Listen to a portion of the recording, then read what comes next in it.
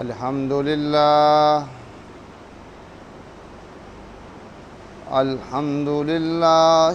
رب العالمین والصلاة والسلام علی جمیع الانبیاء والمرسلین خصوصاً علی سید المرسلین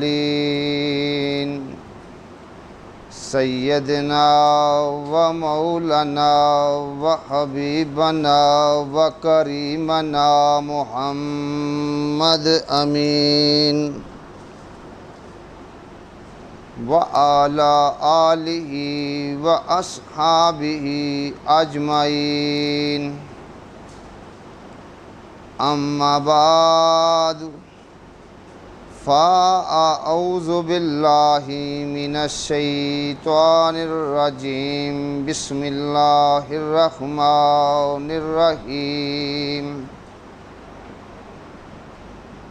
قال اللہ تبارک تعالی فی قرآن المجید وفرقان الحمید شہر رمضان الذی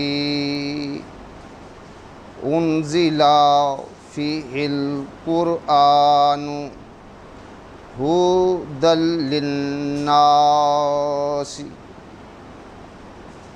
صدق اللہ العظیم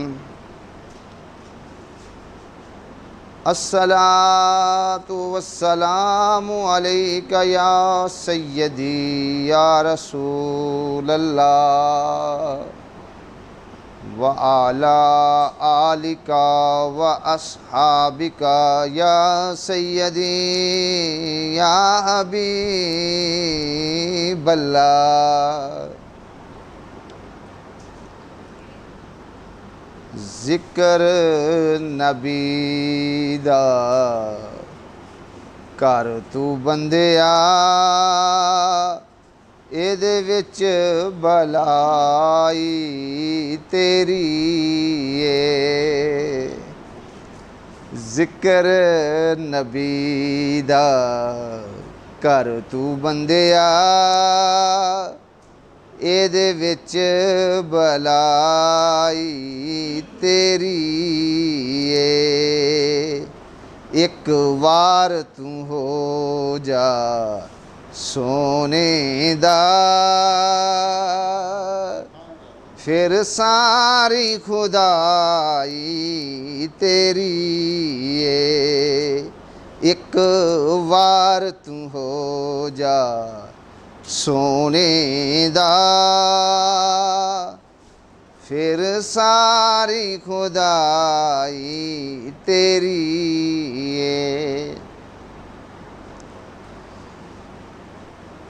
معزز سامعین حاضرین اور ناظرین،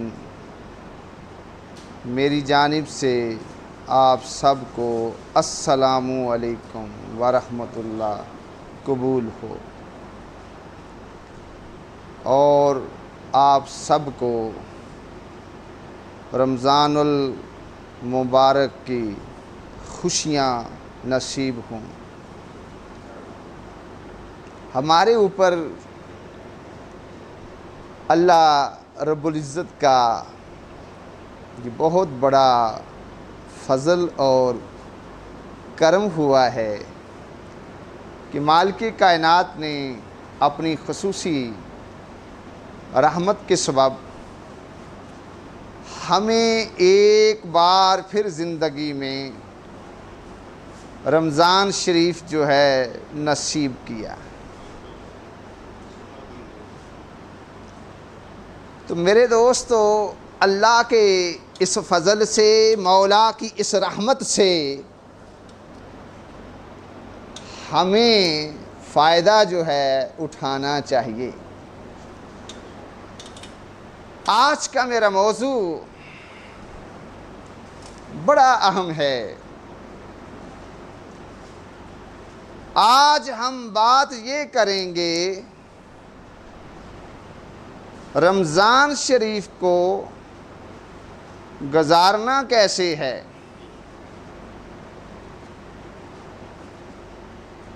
تو میرے دوستو، ایک ایک جملے کی جانب آپ لوگوں نے فوکس رہنا ہے۔ جب تک میرے پاس ٹائم رہے گا انشاءاللہ تعالی میں بات کرتا رہوں گا۔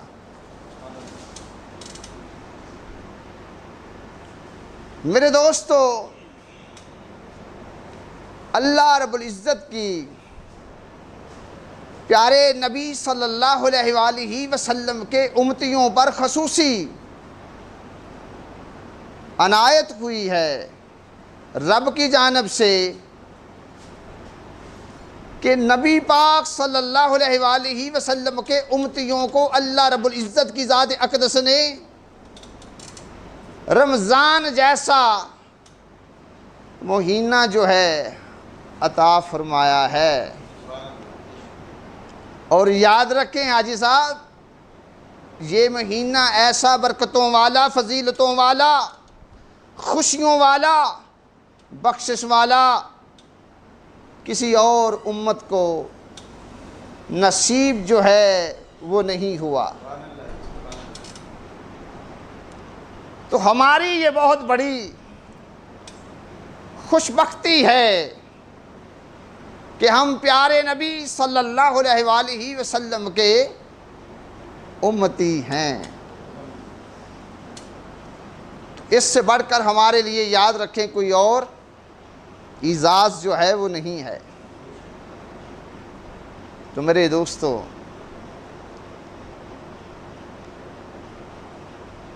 پیارے نبی صلی اللہ علیہ وآلہ وسلم نے ارشاد فرمایا، متفق علیہ حدیث ہے،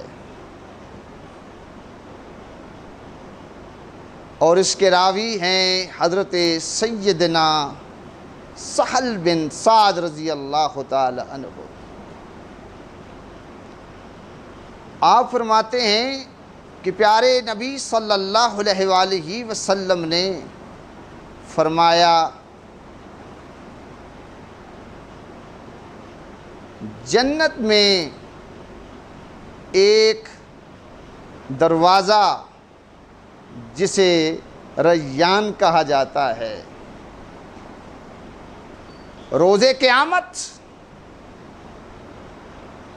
روزے داروں کو اس میں سے داخل کیا جائے گا جنت میں، اور ان کے سوا کسی اور کو اس دروازہ سے داخل نہیں کیا جائے گا، اور یہ کہا جائے گا روزے دار کہاں ہیں؟ تو روزے دار کھڑے ہو جائیں گے، ان کے علاوہ کسی اور کو اس دروازے میں نہیں گزارا جائے گا۔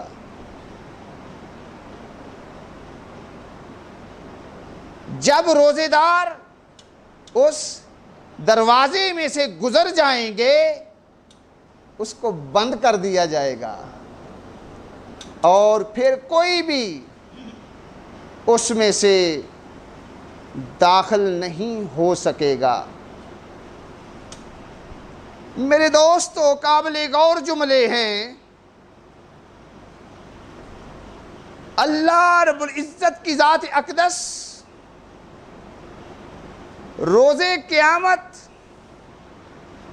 روزے داروں کو باقیوں سے ایسی شان سے نوازے گا کہ ان کے لیے ایک دروازہ جو ہے جنت میں داخل ہونے کا اللہ رب العزت کی ذات اقدس نے مخصوص کر دیا ہے، صرف اس لیے کہ مالک کی ذات یہ چاہتی ہے کہ میں روزے داروں کو شرف بخشوں، کہ میں روزے داروں کو شان سے شانیں جو ہیں وہ دوں، میں روزے داروں کو عظمتیں جو ہیں وہ دوں۔ میرے دوستو، روزہ جو ہے ایک ایسی چیز ہے جس کی وجہ سے قیامت والے دن ہمیں عزت ملے گی، ہمیں شان سے نوازا جائے گا، ہمیں عظمت سے نوازا جائے گا۔ میرے دوستو، طبرانی کے اندر حدیث موجود ہے اور یہ جملے بڑے اہم ہیں، اور اس کے راوی ہیں حضرت سیدنا انس رضی اللہ تعالی عنہ۔ آپ فرماتے ہیں کہ میں نے پیارے نبی صلی اللہ علیہ وآلہ وسلم کو فرماتے ہوئے سنا کہ آپ صلی اللہ علیہ وآلہ وسلم نے فرمایا رمضان المبارک کا مقدس مہینہ آ گیا ہے۔ قابل غور جملے، جس میں جنت کے دروازے کھول دیے جاتے ہیں اور جہنم کے دروازے بند کر دیے جاتے ہیں، شیاطین کو جکڑ لیا جاتا ہے، یعنی زنجیروں میں۔ آقا علیہ الصلوۃ والسلام کے جملے سنو۔ اس سے آگے نبی صلی اللہ علیہ وآلہ وسلم نے فرمایا کہ وہ شخص بڑا بد نصیب ہے کہ جس نے رمضان کے مہینہ کو پایا اور اس کی بخشش نہ ہو سکی،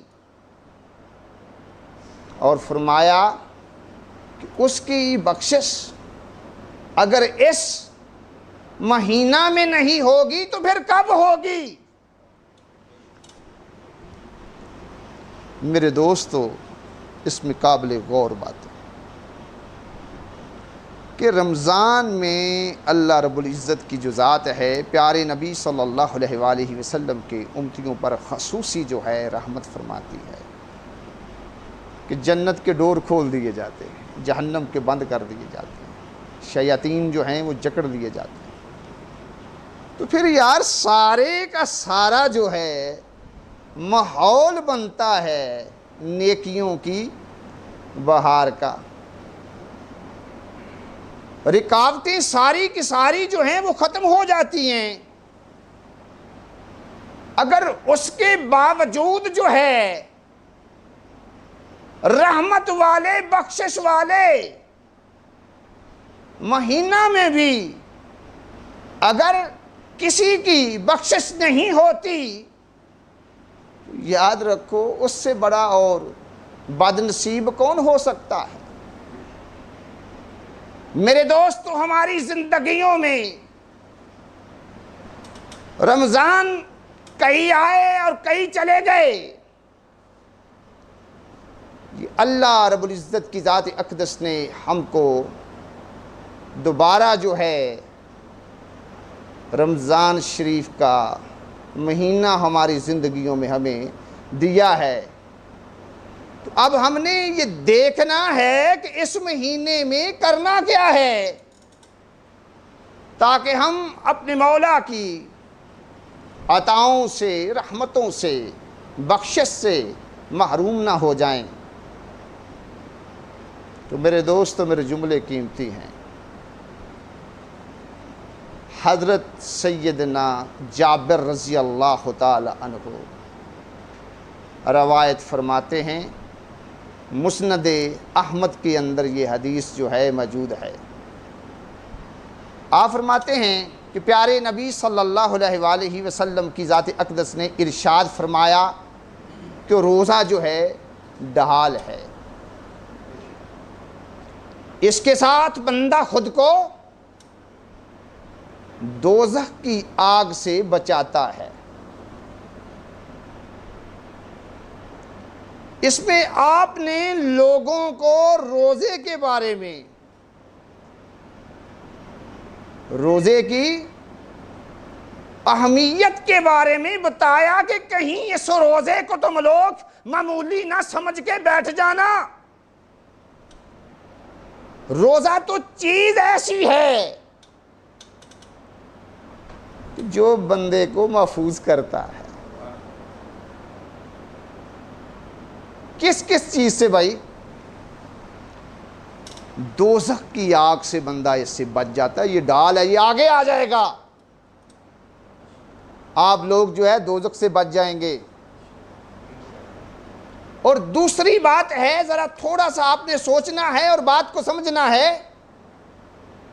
روزہ بندے کو جو ہے گناہوں سے بھی محفوظ کرتا ہے. کہ بندہ روزے کی حالت میں جو ہے گناہ نہیں کرتا، بدی والے کام نہیں کرتا، بندہ جھوٹ نہیں بولتا، بندہ غیبت نہیں کرتا، بندہ چغلی نہیں کرتا، بدکاری نہیں کرتا، برے فعل نہیں کرتا. کہ روزہ تو یار شے ہی ایسی ہے جو کہ بندے کے رخ کو بدل دیتا ہے.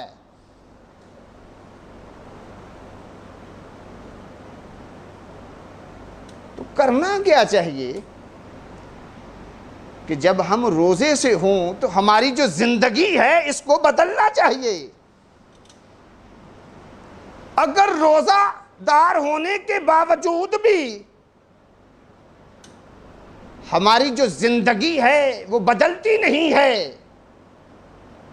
ہماری زندگی میں توازن نہیں آتا، ہماری زندگی میں شرم و حیا پیدا نہیں ہوتا، ہماری زندگی میں حلال کی روزی شامل نہیں ہوتی، حرام خوری کو ہم چھوڑتے نہیں ہیں، تو پھر کیا روزہ ہے؟ دارمی شریف میں حدیث ہے، سن لیں. پیارے نبی صلی اللہ علیہ وآلہ وسلم کی ذات اقدس نے ارشاد فرمایا،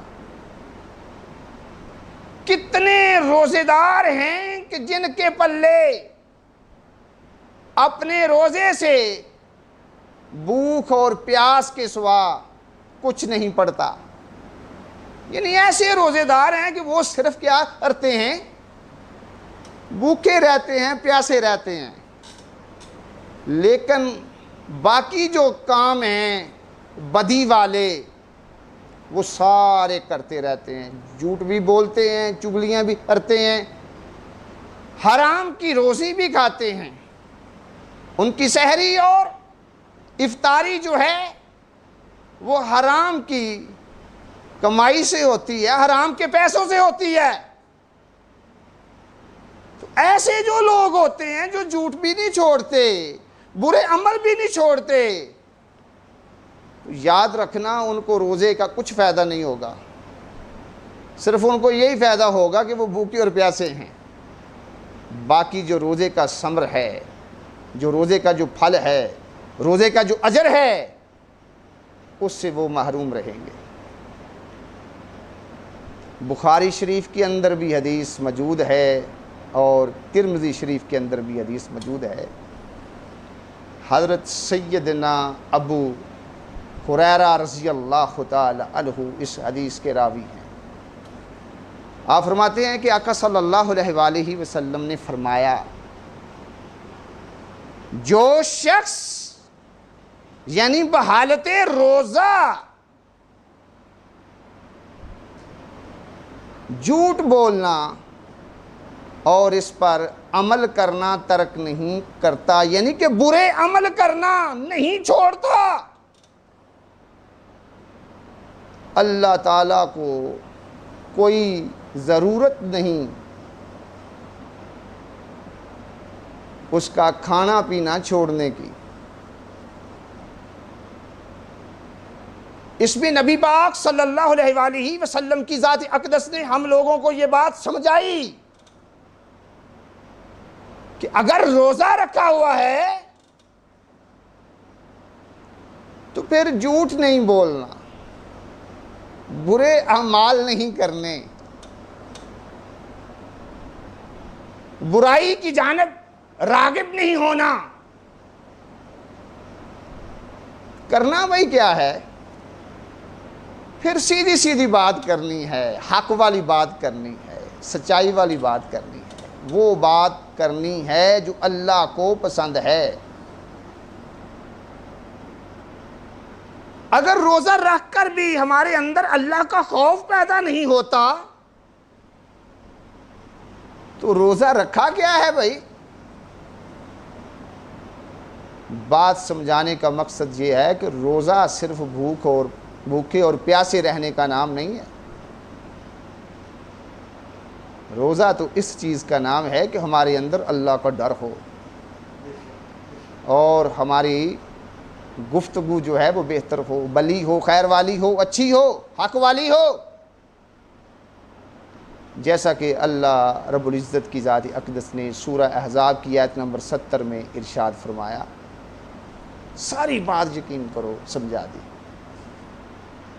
یا ایھا الذین آمنوا اتقوا اللہ وقولوا قولا سدیدا۔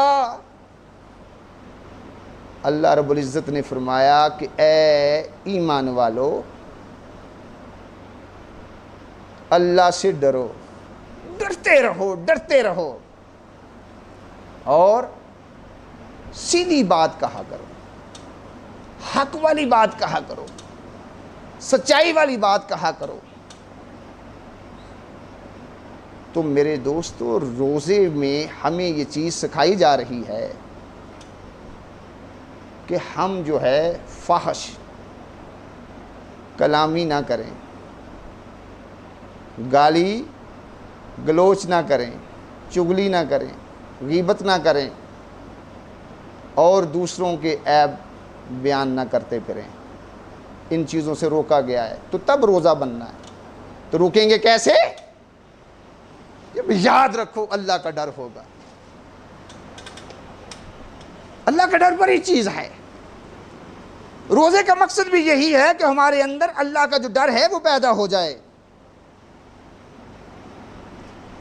سورہ آل عمران ہے آیت نمبر 102۔ اللہ رب العزت کی ذات نے ارشاد فرمایا، حاجی صاحب جملے بڑے قیمتی ہیں اگر آپ کو بات کی سمجھ آ گئی۔ اللہ فرماتا ہے، یا ایھا الذین آمنوا اتقوا اللہ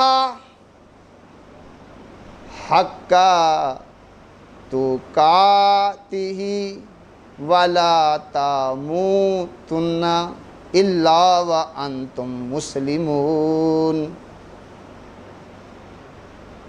اللہ نے اس پہ ساری بات یار واضح کر دی۔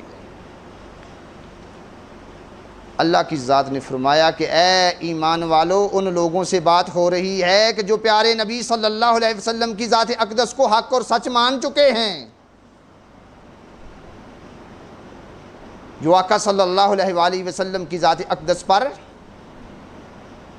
ایمان جو ہے وہ لے آئے ہیں، ان سے بات ہو رہی ہے کہ اے ایمان والو، اللہ سے ڈرو، ایسے ڈرو جس طرح اس سے ڈرنے کا حق ہے، ہرگز نہ مرنا مگر اور تم مسلمان۔ اللہ سے ڈرنے کا حق کیا ہے؟ ابھی سوچا آپ لوگوں نے؟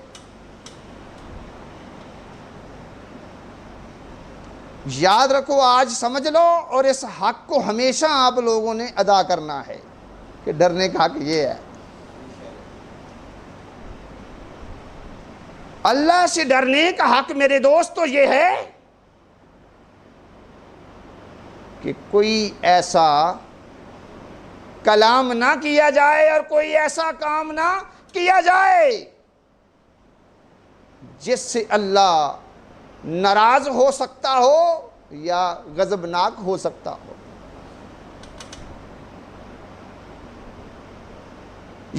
یعنی کہ ہر برے عمل سے، ہر برے فعل سے آپ لوگوں نے بچنا ہے۔ برے فعل سے، برے قول سے، برے عمل سے بچنے کا نام یہ ہے کہ اللہ سے ڈرنا۔ یہ ہے حق، یعنی ہر بری گفتگو سے بچو، ہر بری تقریر سے بچو اور ہر بری تحریر سے بچو، ہر برے عقیدے سے بچو، ہر برے فعل سے بچو۔ یہ ہے اللہ کی ذات سے ڈرنے کا حق۔ یعنی آپ کا عقیدہ جو ہے کوئی ایسا نہ ہو کہ جس سے اللہ رب العزت کی ذات اقدس کی توحید کا انکار ہو، کفر اور شرک والا کوئی عقیدہ جو ہے وہ آپ لوگوں نے نہیں رکھنا۔ اس کو کہتے ہیں اللہ سے ڈرنے کا حق، کہ ایسے رب سے ڈرنا ہے۔ جب آپ کوئی ایسا غلط قسم کا عقیدہ ہی نہیں رکھیں گے تو سمجھ لینا کہ آپ اللہ سے ڈرنے کا حق جو ہے ادا کر رہے ہیں۔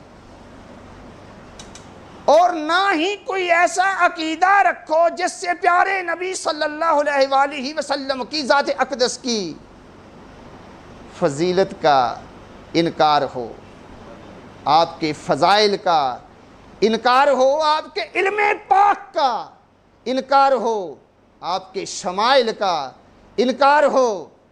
کوئی ایسا عقیدہ رکھ کے نہ بیٹھ جانا، کیونکہ پیارے نبی صلی اللہ علیہ وسلم جو ہیں اللہ کے پیارے محبوب ہیں، جن کے طفیل تمہیں روزے ملے ہیں، جن کے طفیل تمہیں رمضان جو ہے وہ ملا ہے، جن کے طفیل تمہیں قرآن ملا ہے، جن کے طفیل تمہیں ایمان ملا ہے، زندگی ملی ہے، زندگی کی ساری جو نعمتیں ہیں پیارے نبی صلی اللہ علیہ وآلہ وسلم کے طفیل ہمیں ملی ہیں۔ اور اللہ کی ذات یہ کہتی ہے کہ ہرگز نہ مرنا مگر اور تم مسلمان۔ یعنی اللہ یہ چاہ رہا ہے کہ جب تم میرے پاس آؤ، جب تمہاری موت واقعہ ہو جائے تو میرے پاس آؤ، تو تمہارے آنے کی کوئی ایسی صورت ہونی چاہیے کہ تمہارے دل میں میرا ڈر ہو۔ جب تمہارے دل میں میرا ڈر ہوگا تو پھر تم جو ہے میری بندگی کرو گے، میری فرما برداری کرو گے، اور پھر تم جو ہے میرے پیارے نبی صلی اللہ علیہ وسلم کی اتباع کرو گے۔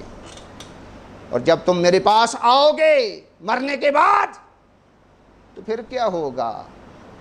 تمہارے سینوں میں میرے محبوب صلی اللہ علیہ وسلم کی محبت ہوگی، میرے پیارے حبیب صلی اللہ علیہ وسلم کا عشق ہوگا کہ ہمیں نہ مار کے آ جائے ہو،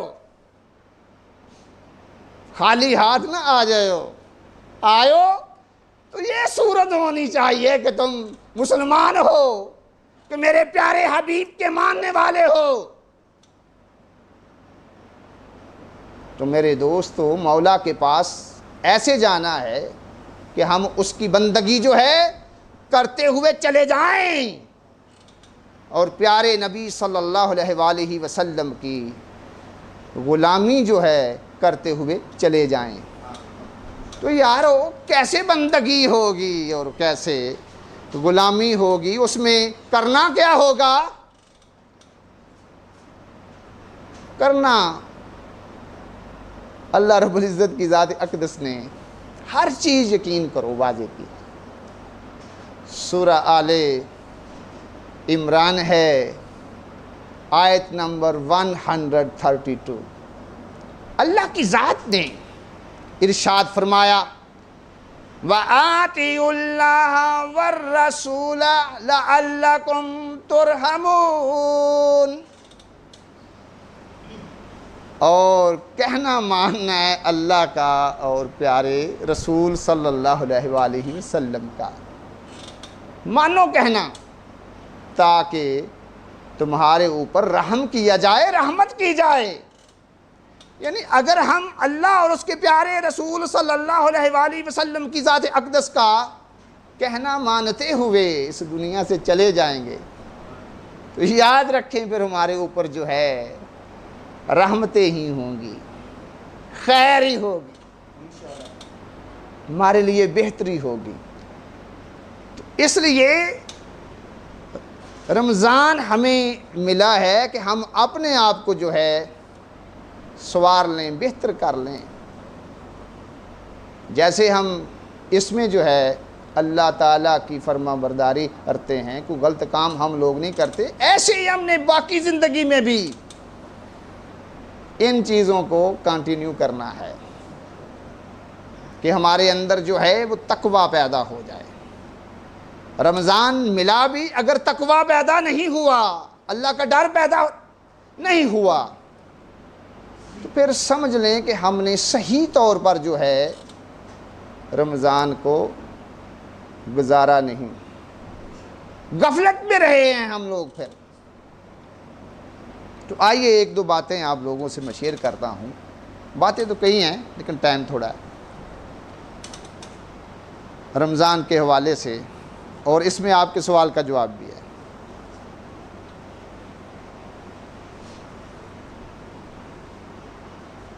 الحاکم اور مسند احمد کے اندر یہ حدیث جو ہے موجود ہے، اس کے راوی ہیں حضرت سیدنا عبداللہ بن عمر رضی اللہ تعالی عنہ۔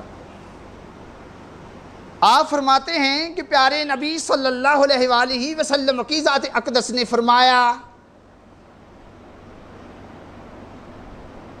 قیامت کے دن روزہ اور قرآن دونوں بندہ مومن کی شفاعت فرمائیں گے۔ روزہ کہے گا یعنی عرض کرے گا، یا اللہ میں نے اسے دن میں کھانے اور شہوت سے روکے رکھا، تو اس کے حق میں میری شفاعت جو ہے قبول فرما۔ قرآن یہ کہے گا، میں نے اسے رات کو جگائے رکھا، تو اس کے حق میں میری شفاعت جو ہے قبول فرما۔ تو دونوں کی ہی شفاعت جو ہے قبول فرما لی جائے گی۔ معلوم یہ ہوا کہ روزہ یار جو ہے یہ بہت بڑی چیز ہے، قرآن جو ہے یہ بھی بہت بڑی چیز ہے۔ یہ روزے محشر والے دن، قیامت والے دن جو ہے مومن بندوں کی یہ شفاعت کریں گے کہ جو روزے رکھتے رہے ہوں گے صحیح معنوں میں، جیسے حکم دیا گیا ہے رکھنے کا کہ رکھو اور تقوی والے بن جاؤ، اور جو قرآن پاک کے ساتھ لو جن لوگوں کی لگی ہوئی ہے ان کے لیے بھی خوشخبری ہے۔ تو میرے دوستو، ابن ماجہ کے اندر حدیث موجود ہے، سیدنا حضرت عبداللہ بن عباس رضی اللہ تعالی عنہ اس حدیث کی روایت فرماتے ہیں کہ پیارے نبی صلی اللہ علیہ وآلہ وسلم نے فرمایا، سحری کے کھانے کے ذریعے روزہ کے لیے مدد لو، یعنی روزے کو پورا کرنے کے لیے مدد لو، اور قیلولہ سے یعنی دوپہر کے وقت تھوڑی سی نیند لے کر رات کو قیام کرنے کے لیے مدد لو۔ معلوم یہ ہوا پیارے نبی صلی اللہ علیہ وآلہ وسلم کو اپنے امتیوں کا یاد رکھیں کتنا خیال ہے۔ ہم کو سحری کھانے کی جو ہے اجازت دی گئی ہے، اور یقین کیجئے بندہ سحری کھا لینا بندہ ڈولتا ہی نہیں ہے۔ دوپہر کے وقت بندہ تھوڑا سا آرام کر لے تھوڑی دیر کے لیے تو بے شک بندہ ساری رات ہی جاگتا رہے، مسئلہ ہی نہیں پیدا ہوتا۔ آقا علیہ الصلوۃ والسلام یہ چیزیں جو ہیں سمجھا رہے ہیں۔ متفق علیہ حدیث ہے، متفق علیہ حدیث اس کو کہا جاتا ہے جو بخاری شریف میں بھی ہو اور مسلم شریف میں بھی ہو، اور اس کے راوی ہیں حضرت سیدنا ابو ہریرہ رضی اللہ تعالیٰ عنہ۔ آپ فرماتے ہیں کہ نبی پاک صلی اللہ علیہ وآلہ وسلم نے ارشاد فرمایا، جس نے رمضان میں بحالت ایمان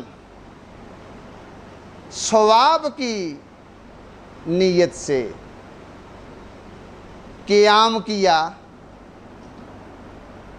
اللہ تعالیٰ اس کے سابقہ تمام گناہوں کو بخش دے گا۔ یعنی کہ اس کے سارے جو پیچھے گناہ ہو چکے ہیں وہ بخش دیے جائیں گے۔ تو رمضان میں کرنا کیا ہے؟ قیام کرنا ہے۔ خوشخبری دی گئی ہے کہ جو اس میں قیام کریں گے ان کے گناہ سارے کے سارے جو ہیں معاف کر دیے جائیں گے۔ میرے دوستو، ابن ماجہ اور نسائی کے اندر حدیث موجود ہے۔ قیام کے بارے ایک اور بات ہے کہ نبی پاک صلی اللہ علیہ وآلہ وسلم نے فرمایا کہ بے شک اللہ تعالیٰ نے روزے فرض کر دیے اور میں نے تمہارے لیے قیام یعنی نماز تراویح کو سنت قرار دیا ہے۔ تو لہٰذا جو شخص ایمان کی حالت میں ثواب کے نیت سے رمضان کے دنوں میں روزے رکھتا ہے اور اس کی راتوں میں قیام کرتا ہے، وہ گناہوں سے یوں پاک صاف ہو جاتا ہے جیسے اس دن تھا جس دن اس کی ماں نے اسے جنم دیا تھا۔ روزہ رکھنے کی اور قیام کرنے کی اتنی فضیلت ہے کہ گناہ کوئی بھی نہیں رہتا، بندہ ویسے ہی پاک صاف ہو جاتا ہے۔ پھر سنیے، متفق علیہ حدیث ہے، حضرت سیدنا ابو ہریرہ رضی اللہ تعالیٰ عنہ اس کے راوی۔ آپ فرماتے ہیں کہ پیارے نبی صلی اللہ علیہ وآلہ وسلم نماز تراویح کی رغبت دلایا کرتے تھے، حکماً نہیں فرماتے۔ چنانچہ آپ صلی اللہ علیہ وسلم نے فرمایا کہ جس نے بحالت ایمان رمضان میں حصول ثواب کے لیے قیام کیا، اس کے سابقہ سارے گناہ جو ہیں بخش دیے جاتے ہیں۔ اور آپ صلی اللہ علیہ وآلہ وسلم کے وصال مبارک تک نماز تراویح کی یہی صورت برقرار رہی، اور خلافت حضرت ابو بکر رضی اللہ تعالی عنہ کے دور تک بھی یہی صورت جو تھی برقرار رہی، اور خلافت حضرت عمر رضی اللہ تعالی عنہ کے شروع کے دور میں یہی صورت جو تھی برقرار رہی۔ متفق علیہ حدیث ہے، حضرت سیدہ عائشہ صدیقہ رضی اللہ تعالی عنہا اس کی راوی ہیں۔ آپ فرماتی ہیں کہ ایک رات رسول اللہ صلی اللہ علیہ وآلہ وسلم نے مسجد میں نماز پڑھی، یعنی نفل نماز، اور آپ کے ساتھ لوگوں نے بھی نماز پڑھی، اور دوسری رات بھی آپ صلی اللہ علیہ وآلہ وسلم نے نماز پڑھی، اور زیادہ لوگ جو تھے وہ بھی جمع ہو گئے۔ تیسری اور چوتھی رات جو لوگ تھے وہ اکٹھے ہوئے، لیکن آپ صلی اللہ علیہ وآلہ وسلم ان کی جانب نہیں آئے، اور صبح آپ صلی اللہ علیہ وسلم نے فرمایا میں نے جو دیکھا کہ تم نے کیا کیا، میں تمہارے پاس اندیشے سے نہیں آیا، یعنی اندیشے سے میں رکا تم لوگوں کے پاس آنے پر کہ یہ تم پر فرض کر دی جائے گی، اور یہ رمضان کا واقعہ ہے۔ میرے دوستو، پیارے نبی صلی اللہ علیہ وآلہ وسلم کی جو ذات اقدس ہیں، انہیں ہم اپنی امت کے ساتھ دیکھیں کتنا پیار ہے۔ اگر آقا علیہ الصلوۃ والسلام اس کو کنٹینیو رکھتے، با جماعت نماز تراویح جو ہے وہ جاری رہتی، تو اس نے فرض ہو جانا تھا۔ حضور صلی اللہ علیہ وآلہ وسلم یہ جانتے تھے کہ ان کے جو امتی ہیں ان میں سے بعض لوگ ایسے ہوں گے جو یہ طاقت نہیں رکھیں گے، جو چیز فرض ہو جاتی ہے اس کا کرنا جو ہے وہ لازمی ہوتا ہے۔ تو اس لیے آپ صلی اللہ علیہ وآلہ وسلم نے حکماً نہیں فرمایا، بلکہ ترغیب جو ہے دلاتے رہے کہ رات کو تم لوگ جو ہے قیام کرو، اس سے یہ ہوگا کہ تمہارے سارے کے سارے جو گناہ ہیں وہ معاف ہو جائیں گے۔ پھر سیدنا حضرت فاروق اعظم رضی اللہ تعالی عنہ کے دور میں حضرت ابی بن کعب رضی اللہ تعالی عنہ کے پیچھے سب لوگوں کو نماز تراویح کے لیے اکٹھا جو ہے کر دیا گیا، اور یہ سلسلہ آج تک جو ہے وہ جاری ہے۔ تو میرے دوستو، وقت ہمارے پاس مختصر ہے۔ رمضان میں ایک تو کام ہم نے یہ کرنا ہے، قیام کرنا ہے، اور دوسرا جو کام ہم نے کرنا ہے وہ یہ ہے قرآن پاک کو پڑھنا ہے، کیونکہ پیارے نبی صلی اللہ علیہ وآلہ وسلم جو ہیں رمضان شریف میں کثرت کے ساتھ قرآن پاک کی آپ صلی اللہ علیہ وسلم جو ہیں تلاوت فرماتے تھے، اور اس کو کے لیے آقا صلی اللہ علیہ وآلہ وسلم نے بہت بڑے اجر کے جو ہیں اعلان جو ہیں فرمائے ہیں۔ مسلم شریف کی حدیث ہے، بڑے ہی قابل غور جملے ہیں۔ حضرت ابو امامہ رضی اللہ تعالی عنہ اس کے راوی ہیں۔ آپ فرماتے ہیں میں نے پیارے نبی صلی اللہ علیہ وآلہ وسلم کو فرماتے ہوئے سنا، قرآن مجید کو پڑھا کرو، کیوں کہ روز قیامت یہ اپنے پڑھنے والوں کے لیے شفاعت کے لیے یہ آئے گا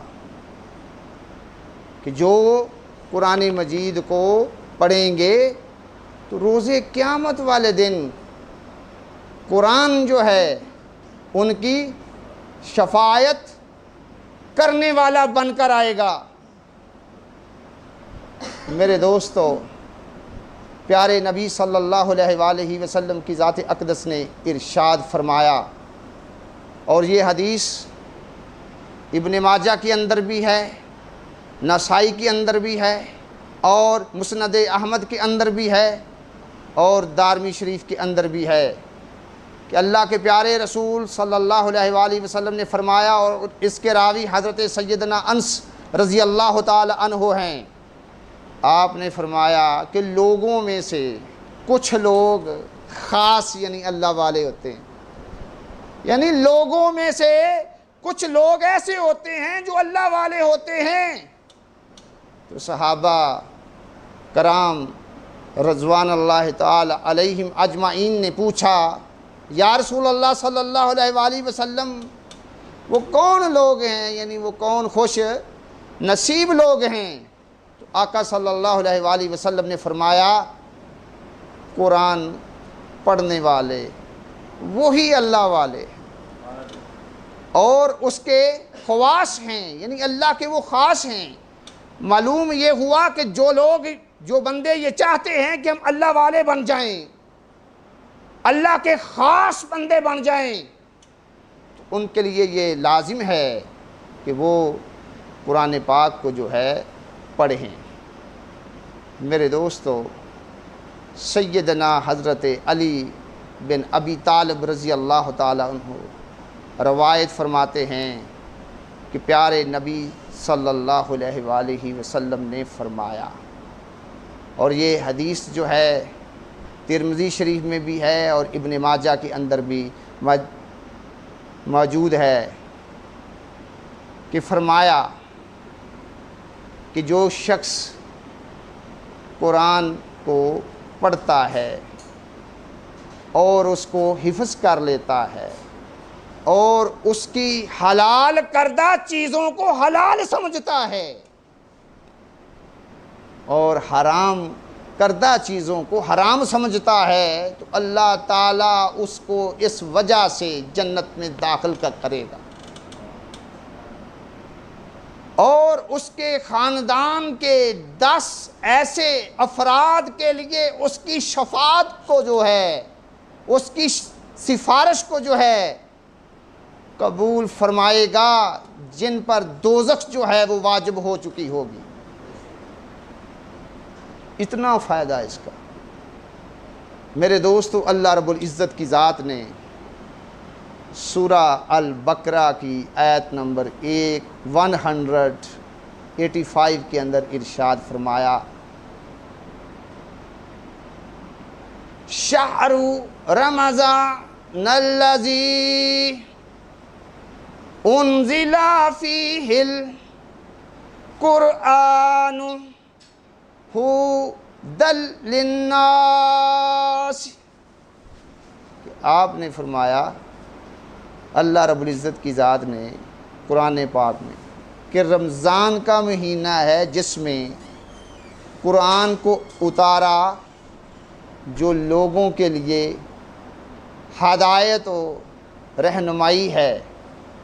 تو میرے دوستو، قرآن کو اس مہینے کے ساتھ خاص نسبت ہے، کیوں؟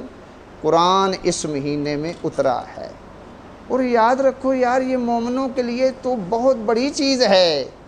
سورہ بنی اسرائیل میں اللہ رب العزت کی ذات اقدس نے ارشاد فرمایا آیت نمبر 82 میں، وَنُنَزِّلُ مِنَ الْقُرْآنِ مَا هُوَ شِفَاءٌ وَرَحْمَةٌ لِّلْمُؤْمِنِينَ، کہ اللہ تعالیٰ نے فرمایا، اور ہم قرآن میں ایسی چیزیں نازل کرتے ہیں جو مومنوں کے لیے شفا بھی ہیں اور رحمت بھی ہیں۔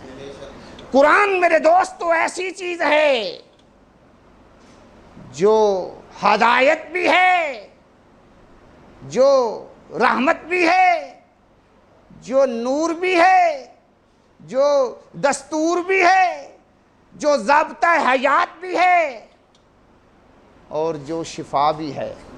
تو لہٰذا اس مہینے میں ہم نے قرآن کو جو ہے وہ زیادہ سے زیادہ پڑھنا ہے، تاکہ ہماری جو زندگیاں ہیں وہ بہتر ہو سکیں اور ہم متقی بن سکیں۔ والسلام علیکم۔